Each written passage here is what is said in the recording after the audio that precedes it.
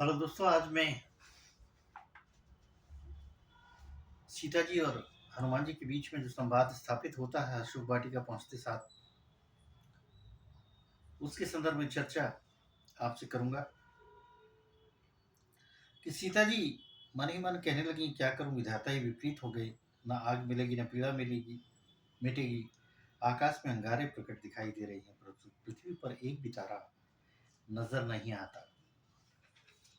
चंद्रमा अग्निमय है, किंतु वह भी मानो मुझे हाथ भागनी जानकर आग नहीं बरसाता।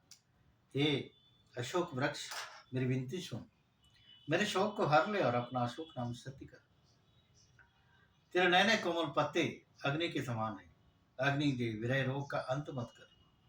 तब हनुमान जी ने हृदय में विचार कर सीता जी के सामने अंगूठी डाल दी।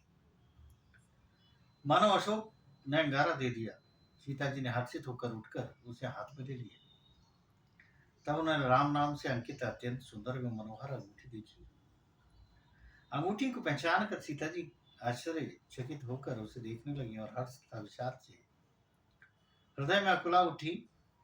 वे सोचने लगी, श्री रघुनाथ जी तो सर्वथा अजय है, उन्हें कौन जीत सकता है। और माया ऐसी, माया के उपादान से सर्वथा रहित दिव्य चिन्ह में अंगूठी बनाई नहीं जा सकती। सीता जी मन में अनेक प्रकार के विचार कर रही थी। इसी समय हनुमान जी मधुर वचन बोले। वे श्री रामचंद्र जी के गुणों का वर्णन करने लगे, जिनके सुनते ही सीता जी का दुख भाग गया। वे कान और मन लगाकर उन्हें सुनने लगी। हनुमान जी ने आदि से लेकर सारी कथा के सुनाई। सीता जी बोली, जिसने कानों के लिए अमृत रूप ये कथा कही, वह हे भाई प्रकट क्यों नहीं होता। तब हनुमान जी पास चले गए। उन्हें देखकर सीता जी मुख फेर कर बैठ गए। उनके मन में आश्चर्य हुआ। हनुमान जी ने कहा, हे माता जानकी, मैं श्री राम जी का ही दूत हूँ।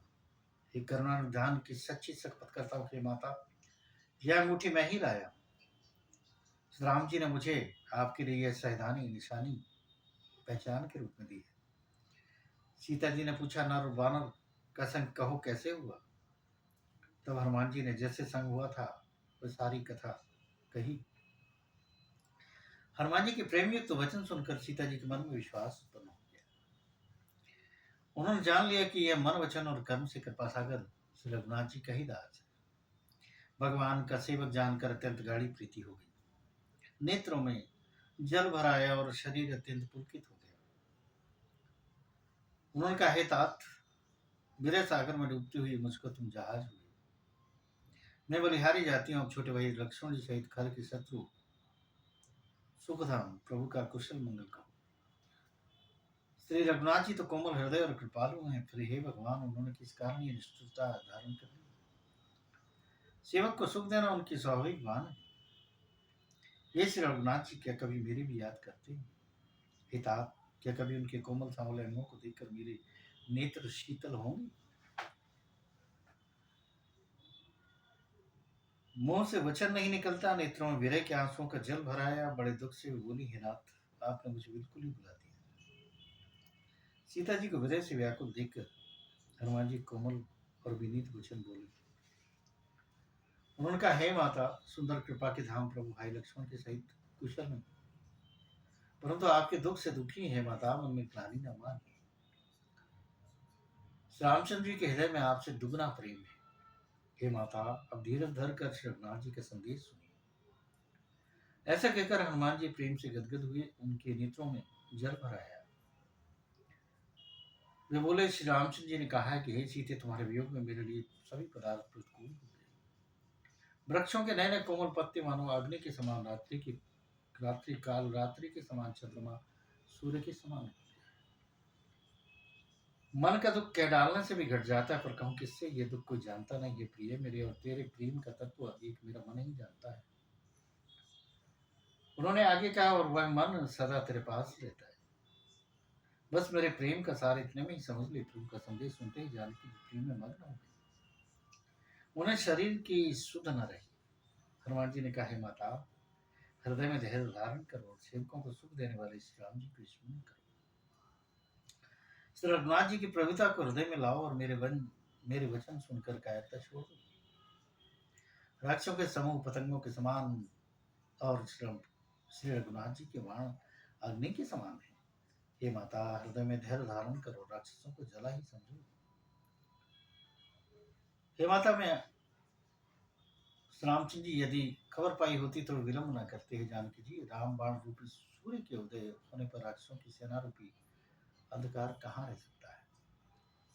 उन्होंने कहा, हे माता, मैं आपको अभी यहाँ से ले जाऊं, पर रामचंद्र जी की शपथ है मुझे प्रभु की आज्ञा नहीं है। माता, कुछ दिन और धीरज धरो। रामचंद्र जी वानरों से यहाँ आएंगे और राक्षसों को मारकर आपको ले जाएंगे। नारद आदि ऋषि मुनि तीनों लोगों में यश गाएंगे। सीता जी ने कहा, हे पुत्र, सब वानर तुम्हारे ही समान नन्हे नन्हे से होंगे। राक्षस तो बड़ी बलवान योद्धा है।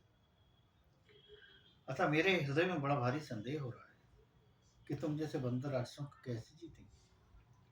ये सुनकर हनुमान जी ने अपना शरीर प्रकट किया। सोने के पर्वत सुमेरु के आकार का अत्यंत विशाल शरीर था, जो युद्ध में शत्रुओं के हृदय में भय उत्पन्न करने वाला अत्यंत बलवान और वीर था।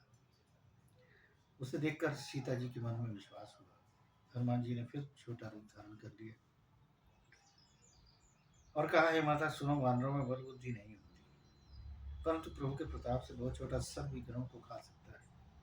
भक्ति, प्रताप, तेज और बल से सुने हुए हनुमान जी की वाणी सुनकर सीता जी ने मन में संतोष किया।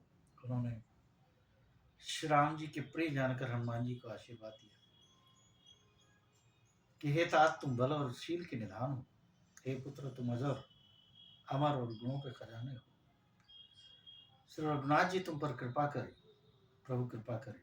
ऐसा कानों से सुनते ही हनुमान जी पूर्ण प्रेम में मग्न हो गए। हनुमान जी ने बार बार सीता जी के चरणों में सिर नवाया और फिर हाथ जोड़कर कहा कि माता, आप कृतार्थ हो गया। आपका आशीर्वाद अमोघ है, ये बात प्रसिद्ध है। हे माता, सुनो, सुंदर फल वाले वृक्षों को देखकर मुझे बड़ी भूख लग गई। सीता जी ने कहा कि हे बेटा, सुनो, बड़े भारी योद्धा राक्षस इस वन की रखवाली करते हैं, तुम्हें मालूम है। हनुमान जी ने कहा, हे माता, यदि आप मन में सुख माने तो मुझे उनका भय तो बिल्कुल नहीं। हनुमान जी को बुद्धि और बल में निपुण जानकर जानकी जी ने कहा, जाओ हे तात, श्री रघुनाथ जी के चरणों को हृदय में धारण करके मीठे फल खाओ।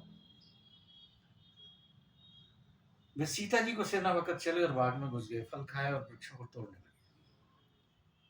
वहां बहुत से योद्धा रखवाले थे, उनमें से कुछ को मार डाला और कुछ ने जाकर रावण से चीख पुकार की और कहा कि नाथ, एक बड़ा भारी बंदर आया है। उसने अशोक वाटिका उजाड़ डाली, फल खाए, वृक्षों को खाड़ डाला और रखवालों को मसल मसल कर जमीन पर डाल दिया। यह सुनकर रावण ने बहुत से योद्धा भेजे।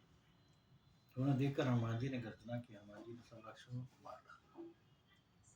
कुछ जो अधमरे थे चिल्लाते भी गए। फिर रावण ने अक्षय कुमार को भेजा।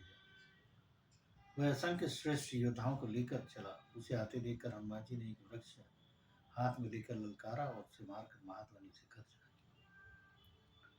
उन्होंने सेना में कुछ को मार डाला और कुछ को मसल डाला और कुछ को पकड़ पकड़ कर धूल धूल में मिला दिया। पुत्र का वध सुनकर रावण क्रोधित हो उठा। उसने अपने ये ज्येष्ठ पुत्र बलवान मेघनाथ को भेजा और कहा, हे पुत्र, मारना नहीं, उसे बांध लाना। उस बंदर को देखा जाए कि कहाँ का है। इंद्र को जीतने वाला अतुलनीय योद्धा भाई का मारा जाना सुनकर मेघनाथ चला। भाई का मारा जाना सुनकर उसे क्रोध आया। हनुमान जी ने देखा कि अब की भयानक योद्धा आया है, तब कटकटाकर गरजे और दौड़े। उन्होंने एक बहुत बड़ा वृक्ष उखाड़ लिया और उसके प्रहार से लंकेश्वर के पुत्र मेघनाथ को बिना रथ का कर दिया।